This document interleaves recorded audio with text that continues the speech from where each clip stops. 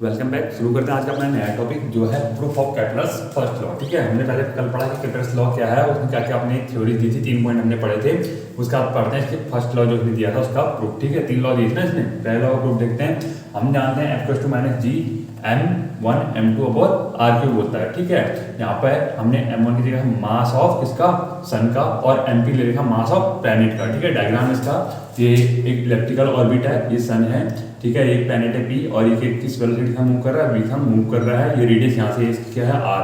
ठीक है, फोर्स से क्या कर रहा है, इसके अपोजिट और अपोजिट डायरेक्शन में वो कर रहा है। ठीक है, लिखा भी है negative sign indicates that force is oppositely directed towards to r। ठीक है ना, फोर्स के कहाँ लग रहा है, अपोजिट साइड को लग रहा है। ठीक है, अब यहाँ ये रिवॉल्व, ये इसमें क्या कर रहा है, रिवॉल्व कर रहा है इसके चारों ओर। तो अगर एक टॉर्क लग रहा है तो torque exerted on the planet p about the sun is. ठीक है, जो टॉर्क लग रहा है वो कितना है, टाउ इक्वल टू, ठीक है, ये साइन है टाउ का, tau equal to r into F. क्या मतलब रेडियस इंटू जो इसका फोर्स लग रहा है अपोजिट में लग रहा है वो हो गया इक्वल टू r। ठीक है, उसको हम क्या कर सकते हैं, r vector equal to into F की वैल्यू हमने वाली यहाँ पुट कर दी। ठीक है, -g mass of sun mass of planet upon r³। इसके साथ क्या है, r वेक्टर है इक्वल टू 0 वेक्टर आ गया। अब हम जानते हैं, जितने मैथमेटिक्स वाले होंगे उन्होंने पढ़ा होगा, r क्रॉस r क्या होता है, हमारा 0 होता है। बट टॉर्क क्या होता है, टाउ इक्वल टू होता है rate of change of regular momentum. क्या हो रहा है, कंटिन्यू क्या कर रहा है, चेंज नहीं कर रहा है। ठीक है, टॉर्क कंटिन्यू क्या हो रहा है, चेंज हो रहा है, rate of change of regular momentum. तो हम इसको लिख सकते हैं dl वेक्टर अपॉन dt।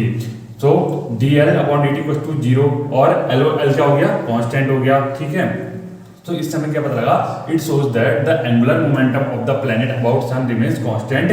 वो कह रहा है कि इस समय ये पता लगा, ये हमें ये दर्शाता है कि एंगुलर मोमेंटम जो होता है इसका प्लैनेट का, वो सन के क्या होता है, अबाउट क्या रहता है, कांस्टेंट रहता है, both in magnitude and direction, किसी भी चाहे मैग्नीट्यूड में हो चाहे डायरेक्शन में हो। इसके बाद हम कैटरस के second law third law proof देखेंगे अपने नेक्स्ट सेक्शन में। देखते हैं proof of caterers second law. Second law क्या कहता है, ठीक है, डायग्राम भी समझाऊंगा, साथ साथ थ्योरी भी करते हैं। ठीक है, here sun is at the focus. वही हमने इलेक्ट्रिकल पाथ लीजिए फिर से दोबारा से, सन कहाँ पे फोकस पे है। ठीक है, let R vector be position vector of planet with respect to the sun. एक हमने आर वेक्टर, वही हमने जैसे लास्ट वाले में दिया था वैसे हमने आर वेक्टर ले लिया है।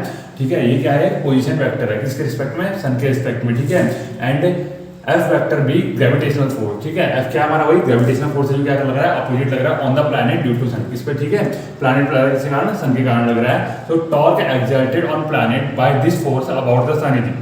जो टॉर्क कितना इस पे लग रहा है इस प्लैनेट पे, टॉर्क जो फोर्स लग रहा है इसके द्वारा, सन के द्वारा, हम जानते हैं टाउ इक्वल टू क्या हो गया, r इंटू एफ हो गया। ठीक है, रेडियस इंटू जो इस पे क्या लग रहा है, हमारा फोर्स लग रहा है। r एंड f वेक्टर क्या है, अपोजिटली डायरेक्टेड। क्या r जब इधर को, ये इधर को है, तो f का हमारा क्या है, अपोजिट डायरेक्शन में लग रहा है ना, उसके सन के अपोजिट डायरेक्शन में लग रहा है। ठीक है, but tau equal to dl upon dt क्या हमारा एंगुलर एक्सेलरेशन होता है, मैंने बताया आपको।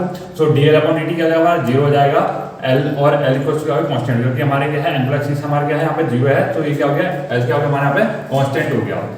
Now let planet move from p to p dash. अब क्या हुआ, पहले हमारा प्लैनेट कहाँ पर था, यहाँ पे कोई हमारे मान लो अर्थ हमारी यहाँ पे p पे, अब वो मूव करके यहाँ पे चलेगी p डैश पे चली गई। ठीक है, इन टाइम डेल्टा टी, किसी एक टाइम में, जब अब मान लो अगर तुम यहाँ से अपने घर से स्कूल गए तो किसी कोई टाइम पीरियड तुमने कवर किया होगा ना, तो मान लो क्या है टाइम, क्या है जैसे इसने क्या कवर किया, एक प्लैनेट ने मूव करने से पी से पी डैश में कितना कर दिया, delta T time.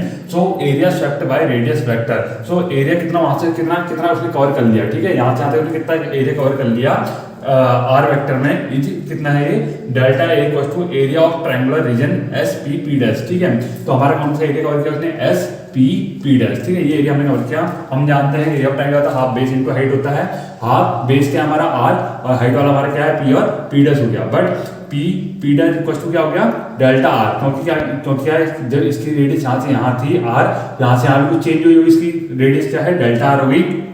Are equal हो गया किस वेलोसिटी के साथ मूव कर रहा था, v के साथ मूव कर रहा था, और कितने टाइम में, डेल्टा t टाइम में। ठीक है, और हम जानते हैं p इक्वल टू क्या होता है, m इंटू v होता है, और इसको हम किस तरीके से लिख सकते हैं, v को v equal to p upon m भी लिख सकते हैं। सो v की जगह हमने क्या लिख दिया, p अपॉन m लिख दिया, और डेल्टा t ऐसे ही रह गया।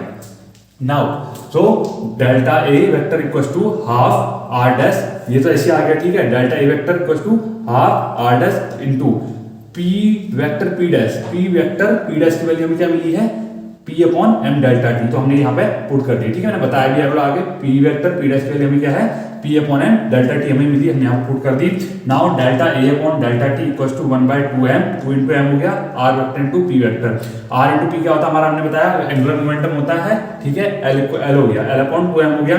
So delta A upon delta T equals to क्या है, कांस्टेंट है, ठीक है, ये क्या है हमारे कांस्टेंट है, हमारे यहाँ पे कांस्टेंट हो गया।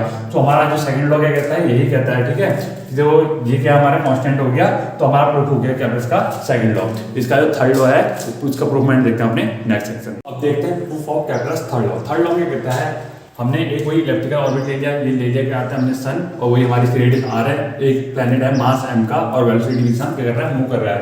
Late m be mass of sun, ठीक है, हमने सन का जो मास है उसको क्या मान लिया, m मान लिया, and gravitational force between the sun and planet. अब जो ग्रेविटेशनल फोर्स लग रहा है सन के और प्लैनेट के बीच में, ये क्या प्रोवाइड कर रहा है, centimetre necessary centimetre x force हमें क्या कर रहा है, प्रोवाइड कर रहा है, ठीक है। तो ये क्या कर रहा है, घूम रहा है इस पार्ट के, इस पे सेंटीमीटर फोर्स लग रहा है। तो सेंटीमीटर फोर्स क्या होता है, हम जानते हैं mv² अपॉन r होता है, equals to gmm over r², ठीक है, mass of sun mass of planet upon r² हो गया, ठीक है। और हम इसको किस तरीके से लिख सकते हैं, ठीक है, यहाँ से हमारा एक आर से ये एक आर कैंसिल हो गया, स्मॉल m से स्मॉल m कैंसिल हो गया, तो हमारा क्या बच गया, v² equals to gm over r। But orbital speed, ठीक है, लेकिन इसकी ऑर्बिटल स्पीड क्या है, हम जानते हैं वेलोसिटी इक्वल्स टू क्या है, circumference of this planet and period of revolution, किस पीरियड में क्या कर रहा है, रेवोल्यूशन कर रहा है। तो सर्कमफेरेंस कितना हो जाएगा, 2πr अपॉन टाइम पीरियड क्या हो जाएगा, t हो जाएगा। तो यहाँ से अब हमारी v की वैल्यू क्या आ गई है, 2πr ओवर t। यहाँ हमें क्या मिलता है, v² gm अपॉन r। तो अब v की अपनी जगह वैल्यू क्या पुट कर दी गई, ये वाली, तो ये हो जाएगा v का स्क्वायर मतलब इस पूरे का होल स्क्वायर, तो हो जाएगा 2 to the 4 π² r² upon t² equals to same ये चीज gm ओवर r ऐसे उतर गया। नाउ इसको हम किस तरीके से हमने क्या करके खाली इंटरचेंज कर लिया वैल्यूज को, t² equals to 4π² upon gm r³, ठीक है, और 4π² अपॉन gm को हमने क्या मान लिया ks, और यहाँ पे r³ ऐसे आ गया। तो इससे हमारे क्या प्रूफ हो गया, just t² is directly proportional to r³, जो हमारा कहता है कैल्कुलस का थर्ड लॉ बोलता है। So it proves third law, calculus third law, ठीक है, इसने थर्ड लॉ को हमारे प्रूव कर दिया। और ks की वैल्यू कितनी होती है, 2.97 × 10⁻19 सेकंड स्क्वायर पर मीटर क्यूब, ठीक है। तो हमारे यहाँ पे तीनों लॉ प्रूव हो चुके हैं। So hope so guys you find this video useful. If you like this video please give it a big thumbs up, share it and subscribe my channel KGF6। मिलते हैं अपने नेक्स्ट वीडियो में।